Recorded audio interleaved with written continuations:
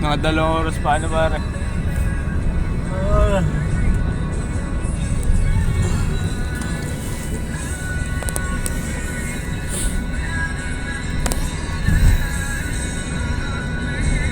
Mangantana.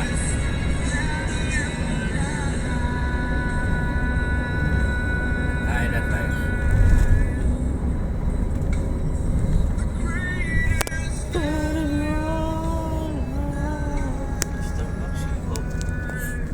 Starbucks coffee. Ito nga.